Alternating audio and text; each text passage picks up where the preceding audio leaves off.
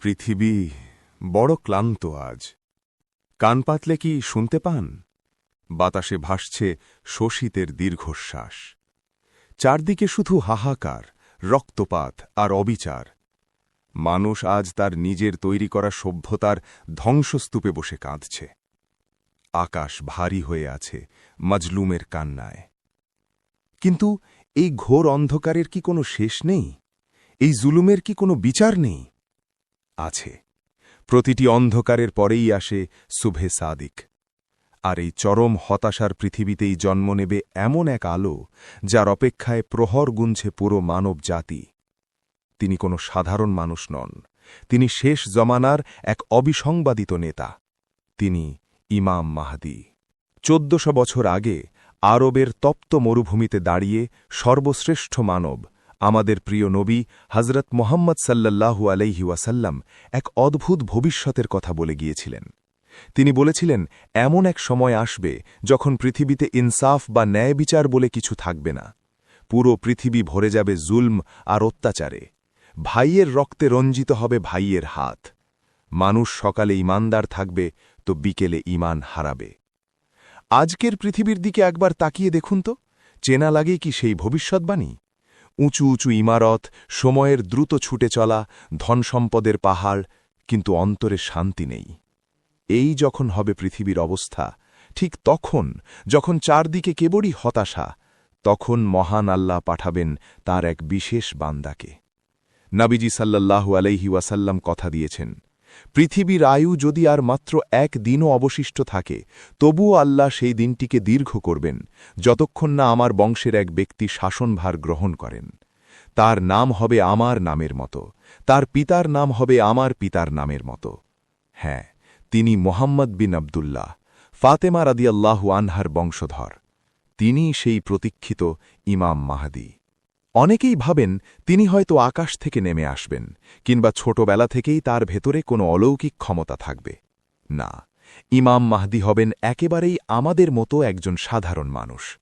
তিনি মদিনায় জন্মগ্রহণ করবেন। তার কপাল হবে প্রশস্ত, উজ্জ্বল, তার নাসিকা হবে টিকালো। তিনি চলবেন অত্যন্ত ধীর এবং বিনম্র পায়ে। হয়তো তার যৌবনের দিনগুলোতে তিনিও জানবেন না যে তার কাঁধেই অপেক্ষা করছে পৃথিবীর সবচেয়ে বড় দায়িত্ব। তিনি ক্ষমতা চাইবেন না, তিনি নেতৃত্ব চাইবেন না, তিনি কেবল আল্লাহর একনিষ্ঠ একজন বান্দা হয়ে জীবন কাটাতে চাইবেন। কিন্তু মহান আল্লাহ তাঁর এই বান্দাকে প্রস্তুত করবেন মাত্র এক রাতেই। একটিমাত্র রাতেই আল্লাহ তাকে দিনের এক মহান সংস্কারক হিসেবে যোগ্য করে তুলবেন। তার অন্তরে ঢেলে দেওয়া হবে প্রজ্ঞা, সাহস এবং পুরো পৃথিবীকে নেতৃত্ব দেওয়ার ঐশ্বরিক ক্ষমতা। কিন্তু কিভাবে শুরু হবে তার সেই আত্মপ্রকাশের মিশন? কোনো রাজপ্রাসাদ থেকে? না, সময়টা হবে চরম অস্থিরতার। একজন খলিফা বা শাসকের মৃত্যুর পর আরবে শুরু হবে ক্ষমতার চরম কোন্দল। ৩ জন খলিফার সন্তান গুপ্তধনের জন্য একে অপরের সাথে দ্বন্দ্বে লিপ্ত হবে, কিন্তু সেই ক্ষমতা বা সম্পদ তাদের কারোরই হস্তগত হবে না। ঠিক সেই সময় ক্ষমতার এই নোংরা লড়াই থেকে নিজেকে দূরে রাখতে, নেতৃত্ব থেকে বাঁচতে মদিনার সেই শান্ত মানুষটি ইমাম মাহদী গোপনে মদিনা ছেড়ে পাড়ি জমাবেন মক্কার দিকে। তিনি পালিয়ে যাবেন, কারণ তিনি জানেন মানুষ তার কাছেই ছুটে আসবে। তিনি ভয় পাবেন এই ভেবে যে নেতৃত্বের এত বড় ভার তিনি কিভাবে বইবেন। ভাবুন তো সেই দৃশ্যটির কথা। মদিনার নীরব প্রান্তর পেরিয়ে একাকী হেঁটে চলেছেন একজন মানুষ। তার বুকে আল্লাহর ভয়, চোখে অশ্রু। তিনি ছুটছেন আল্লাহর ঘরের আশ্রয়ে, মক্কার দিকে। কিন্তু যার ভাগ্য স্বয়ং আসমান থেকে লেখা হয়ে গেছে, তিনি কি পৃথিবীর এই চোখ থেকে নিজেকে লুকিয়ে রাখতে পারবেন? মক্কায় তখন অন্যরকম এক অস্থিরতা। শাম থেকে, ইরাক থেকে, পৃথিবীর বিভিন্ন প্রান্ত থেকে আল্লাহওয়ালা নেককার আবদালগণ এসে জড়ো হয়েছেন মক্কায়। তারা খুঁজছেন তাদের নেতাকে। তাদের হৃদয় ব্যাকুল, তারা জানেন সময় হয়ে গেছে। অবশেষে কাবার চত্বরে, রুকন বা হাজরে আসওয়াদ এবং মাকামে ইব্রাহিমের ঠিক মাঝখানে তারা খুঁজে পেলেন তাকে। হ্যাঁ, সেই প্রশস্ত কপাল আর টিকালো নাকের মানুষটিকে। মানুষ তাকে ঘিরে ধরল। আপনিই তো মোহাম্মদ বিন আবদুল্লাহ, আপনিই তো মাহদী। তিনি অস্বীকার করতে চাইলেন, তিনি নেতৃত্ব নিতে চাইলেন না, কিন্তু সমবেত মানুষ তাকে ছাড়ল না। তারা তাকে বলল, যদি আপনি আমাদের নেতৃত্ব গ্রহণ না করেন তবে এই উম্মাহ ধ্বংস হয়ে যাবে, আর এর দায়ভার আপনাকে নিতে হবে। বাধ্য হলেন তিনি। বাধ্য হয়ে চোখের জলে ভাসতে ভাসতে তিনি হাত বাড়িয়ে দিলেন। কাবার সেই পবিত্র প্রাঙ্গণে হাজরে আসওয়াদ আর মাকামে ইব্রাহিমের মাঝখানে মুষ্টিমেয় কিছু মানুষ তার হাতে হাত রেখে শপথ গ্রহণ করল। ইমাম মাহাদির এই বাইয়াতের খবর বাতাসের বেগে ছড়িয়ে পড়ল পুরো পৃথিবীতে। মুমিনদের অন্তরে যেমন জাগল আশার আলো, তেমনি বাতিল এবং জালিমদের বুকে শুরু হল কাঁপুনি। সিরিয়া থেকে সুফিয়ানি নামের এক জালিম শাসক এই খবর পেয়ে ক্ষিপ্ত হয়ে উঠল। সে মাহাদিকে হত্যা করার জন্য এক বিশাল ও ভয়ঙ্কর বাহিনী প্রেরণ করল মক্কার দিকে। তারা দম্ভ ভরে এগিয়ে আসতে লাগল। কিন্তু যে নেতাকে স্বয়ং আল্লাহ মনোনীত করেছেন তাকে কে স্পর্শ করতে পারে? সেই বিশাল বাহিনী যখন মক্কা ও মদিনার মাঝামাঝি বায়দা নামক প্রান্তরে পৌঁছাবে, তখন হঠাৎ মাটি দুভাগ হয়ে যাবে। আসমান থেকে আসবে এক বিকট আওয়াজ, আর চোখের পলকে সেই পুরো বাহিনীকে গ্রাস করে নেবে পৃথিবী। শুধু দু-একজন বেঁচে থাকবে এই ভয়ঙ্কর ঘটনার সাক্ষী দেওয়ার জন্য। আর এই অলৌকিক ঘটনার খবর যখন সারা বিশ্বে পৌঁছাবে, তখন আর কারও মনে কোনো সন্দেহ থাকবে না। সবাই বুঝে যাবে, হ্যাঁ, ইনিই তিনি। কিন্তু এই তো কেবল শুরু। এরপরে শুরু হবে মানব ইতিহাসের সবচেয়ে বড় যুদ্ধ, সবচেয়ে বড় ফিতনা। মক্কা ও মদিনার মধ্যবর্তী বায়দা প্রান্তরে মাটি যখন সেই বিশাল এবং ভয়ঙ্কর বাহিনীকে গিলে খেল, তখন আর পৃথিবীর কারও বুঝতে বাকি রইল না যে মক্কায় আত্মপ্রকাশ করা এই মানুষটি সেই বহু প্রতীক্ষিত ইমাম মাহাদি। এই খবর বাতাসের চেয়েও দ্রুত গতিতে ছড়িয়ে পড়ল পৃথিবীর প্রতিটি প্রান্তে। সিরিয়া, ইরাক, ইয়েমেন থেকে শুরু করে দূর দূরান্তের নেককার মুমিনদের অন্তরে যেন প্রাণ ফিরে এলো। তারা বুঝতে পারলেন সময় হয়ে গেছে। জুলুমের অবসান ঘটিয়ে পৃথিবীতে আল্লাহর রাজত্ব কায়েম করার সময় এসে গেছে। খোরাসানের বরফ আচ্ছাদিত কঠিন পাহাড়গুলো থেকে বেরিয়ে আসতে শুরু করল কালো পতাকাবাহী এক বিশাল বাহিনী। বরফের উপর দিয়ে হামাগুড়ি দিয়ে হলেও তারা ছুটে আসতে লাগল তাদের নেতার ডাকে সাড়া দিতে। তাদের ঠেকানোর সাধ্য পৃথিবীর কোনো পরাশক্তির ছিল না। দলে দলে মানুষ এসে জড়ো হতে লাগল ইমাম মাহাদির পতাকা তলে। শুরু হল এক নতুন ইতিহাসের পথচলা। মক্কা থেকে মদিনা, এরপর মদিনা থেকে ইমাম মাহাদির বাহিনী এগিয়ে চলল সিরিয়ার দিকে, যেখানে অপেক্ষা করছে মানব ইতিহাসের সবচেয়ে বড় পরীক্ষা। সিরিয়ার প্রান্তরে তখন বাজছে যুদ্ধের দামামা। একে বলা হয় আল মালহামা আল কুবরা বা দ্য গ্রেট ওয়ার। এক পাশে বিশ্বের সম্মিলিত বিশাল পরাশক্তি রোমান বাহিনী। তারা ৮০টি ভিন্ন ভিন্ন পতাকার অধীনে জড়ো হবে, আর প্রতিটি পতাকার নিচে থাকবে হাজার হাজার সৈন্য। অন্যদিকে জাগতিক সমীকরণে অত্যন্ত ক্ষুদ্র কিন্তু ইমানের শক্তিতে বলীয়ান ইমাম মাহদির বাহিনী। এই যুদ্ধ হবে এতটাই ভয়াবহ যে একটি পাখি যদি সেই যুদ্ধক্ষেত্রের ওপর দিয়ে উড়ে যায়, তবে যুদ্ধের তীব্রতা এবং বিষাক্ত ধোঁয়ায় সে মাটিতে লুটিয়ে পড়বে। টানা ৪ দিন চলবে এই ভয়ঙ্কর যুদ্ধ। প্রথম ৩ দিন মুমিনরা একে অপরের সাথে শপথ করবে যে বিজয়ী না হয়ে তারা ফিরবে না, আর এই শপথে অটল থেকে হাজার হাজার মুমিন শাহাদাতের অমীয় সুধা পান করে মাটিতে লুটিয়ে পড়বেন। মুসলিম বাহিনীর ১/৩ ভয়ে পালিয়ে যাবে, যাদের আল্লাহ কখনোই ক্ষমা করবেন না। ১/৩ শহীদ হয়ে যাবেন, যারা হবেন আল্লাহর কাছে শ্রেষ্ঠ শহীদ। আর বাকি ১/৩ যারা ধৈর্য ধরে মাটি কামড়ে পড়ে থাকবে, চতুর্থ দিন আল্লাহ তাদের হাতেই বিজয় দান করবেন। রোমান বাহিনীর পতন ঘটবে। দীর্ঘ প্রতীক্ষার পর রক্তের সাগর পেরিয়ে মুসলমানরা ফিরে পাবে তাদের হারানো সম্মান। তারা একে একে কনস্ট্যান্টিনোপল সহ আরও অনেক শহর জয় করবে।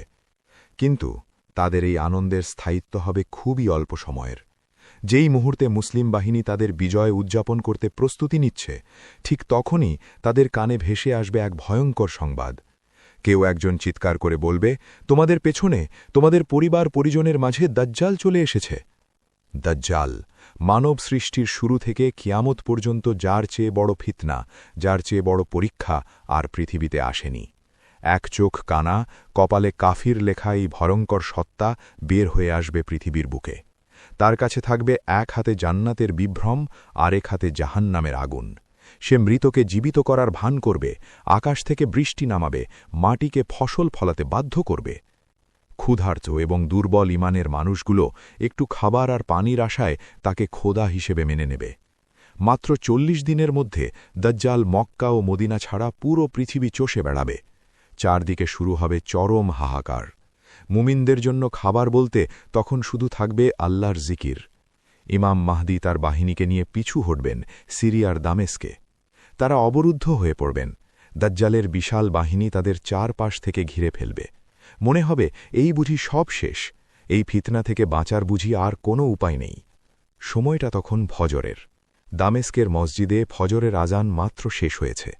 ইমাম মাহদী নামাজের ইমামতি করার জন্য সামনে এগিয়ে যাবেন। মুসলমানদের চোখে মুখে চরম ক্লান্তি আর দাজ্জালের ভয়। ঠিক সেই মুহূর্তে দামেস্কের পূর্বদিকের সাদা মিনারের কাছে আকাশ থেকে এক অলৌকিক দৃশ্য নেমে আসবে। দুজন ফেরেশতার ডানায় হাত রেখে আসমান থেকে নেমে আসবেন আল্লাহর নবী হজরত ঈসা আলাইহিসসালাম। তার পরনে থাকবে দুটি হালকা হলুদ রঙের কাপড়। তার মাথা থেকে টপ টপ করে পানি ঝরবে, মনে হবে যেন মুক্তোর দানা ঝরে পড়ছে। মসজিদে তখন এক স্বর্গীয় নীরবতা। ইমাম মাহদী যখন বুঝতে পারবেন যে ঈসা আলাইহিসসালাম নেমে এসেছেন, তিনি সম্মান দেখিয়ে পেছনে সরে আসতে চাইবেন, যাতে ঈসা আলাইহিসসালাম ইমামতি করেন। কিন্তু ঈসা আলাইহিসসালাম তার পিঠে হাত রেখে অত্যন্ত স্নেহের সাথে বলবেন, না, আপনিই ইমামতি করুন, কারণ এই উম্মতের জন্য আল্লাহ এই সম্মান নির্ধারণ করেছেন। সুবহানাল্লাহ! একবার কল্পনা করুন তো সেই ফজরের নামাজের দৃশ্যটি। একজন সাধারণ উম্মত ইমামতি করছেন, আর তার পেছনে মুক্তাদির কাতারে দাঁড়িয়ে নামাজ পড়ছেন স্বয়ং আল্লাহর একজন মহান নবী। নামাজ শেষে ঈসা আলাইহিসসালাম মসজিদের দরজা খুলে দিতে বলবেন। বাইরে তখন অপেক্ষা করছে দাজ্জাল। কিন্তু যেই মুহূর্তে দাজ্জালের চোখ ঈসা আলাইহিসসালামের ওপর পড়বে, সে পানিতে লবণের মতো গলতে শুরু করবে।